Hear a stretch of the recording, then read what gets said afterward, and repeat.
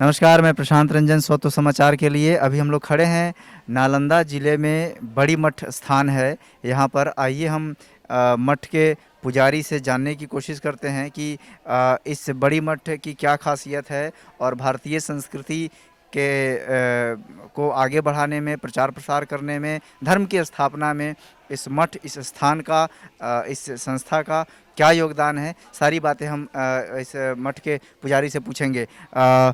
आपका क्या नाम हुआ? अरुण कुमार। अरुण कुमार जी, आप इस मठ के पुजारी हैं। कितने वर्षों से आप सेवा कार्य कर रहे हैं? ये 25 वर्षों से हम सेवा कार्य कर रहे हैं इस मठ का। थोड़ा इस मठ के बारे में बताइए कि ये कब से मठ है और आज ये किस प्रकार से सेवा कार्य समाज में कर रहा है? जी, ये 500 वर्ष का ये मठ है। बावड़ में हेशानंद जी महाराज, वो जिस समय बाबर का टाइम में अत्याचार हो रहा था हिंदू धर्म पर, तो बावड़ में हे स्वामी एक संत, बहुत बड़े संत, बहुत योगी तपस्वी थे। उन्होंने अपने धर्म को बचाने के लिए, प्रचार प्रसार करने के लिए उन्होंने मठ का स्थापना किया। एक मठ बड़ी मठ है और 4 मठ हैं जो झारखंड में हैं, क्योंकि झारखंड में ही ज़्यादा अत्याचार हुआ हिंदू धर्मों पर। उसी समय उन्होंने प्रचार प्रसार किए और हिंदू धर्म को बचाने में सहयोग किए। इस मठ की शुरुआत कैसे हुई, थोड़ा इसके बारे में बताइए। ये मठ की शुरुआत हुई, ये बहुत तपस्वी थे, योगी थे, इसलिए लोगों का ये कोई भी अच्छे कार्य करते हैं और कुछ गॉड गिफ्ट उनके पास होता है, तो उसमें हर लोगों का उनके प्रति श्रद्धा जागता है। तो उनके प्रति लोगों में श्रद्धा आया कि बहुत अच्छे आदमी हैं, जानने वाले हैं हिंद, और उनके प्रति श्रद्धा हुआ। उन्होंने सभी लोग मिल करके, इस जगह के लोग, और इस मठ की स्थापना करवाए। उसमें ये 3 सीमावर्ती क्षेत्र, 3 मौजा के अथी पर है। कौन कौन? ये शंकरडी और अलामा और कीर्तिपुर।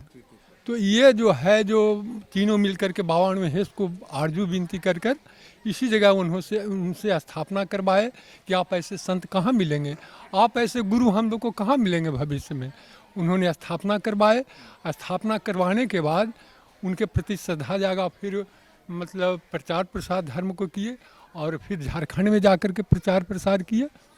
अच्छा, ये बाबा मनमहेश ने जो स्थापना की और आज से लेकर ये कुल 400 वर्षों की यात्रा है करीब। हाँ, जब हाँ वो 500 वर्ष लमसम हो जाते हैं। हाँ हाँ।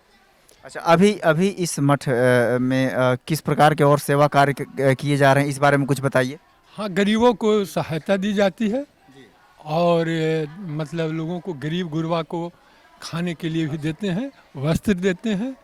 इस समय जो साधु धर्म का जो धर्म चाहिए वो निभा रहे हैं हमारे केशवानंद जी महाराज। आइए एक और सहयोगी हैं मठ के, हम जान लेते हैं। आपका नाम क्या हुआ? मेरा नाम है राजदेव सिंह।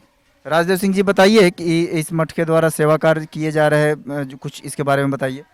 यहाँ पर ये तो 25-30 वृद्ध लोगों को डेली भोजन, नाश्ता, कपड़ा सब कुछ दिया जाता है। जी।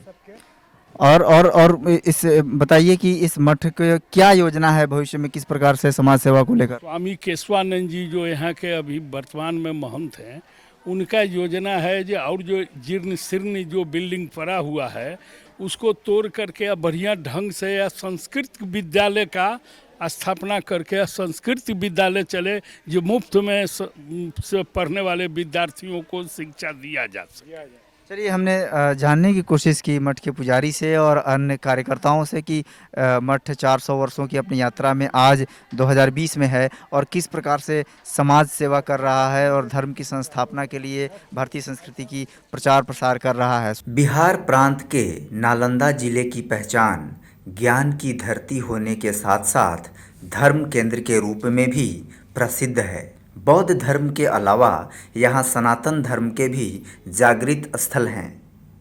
नालंदा जिले के परवलपुर स्थित बड़ी मठ गुरुधाम एक प्रमुख स्थल है। 500 वर्ष प्राचीन इस मठ द्वारा धार्मिक अनुष्ठानों के अलावा सामाजिक कार्य भी किए जाते हैं। प्रतिवर्ष विजयादशमी और उसके अगले दिन बड़ी मठ गुरुधाम में हजारों भक्त जुटते हैं। आस्था इतनी कि दुख निवारण के लिए भी बाबा मन महेश के दरबार में मत्था टेकने आते हैं। ये भगवान महेश स्वामी द्वारा जो इस मठ के फाउंडर थे, उन्हीं का तपस्या भूमि है। ये श्मशान है और ये शंकर भगवान के उपासक थे, तो इसी जगह उन्होंने प्रसन्न किए और इसी जगह अपना चूटा गड़े और इसी जगह से अंतर ध्यान हो गए वो इस रूम से।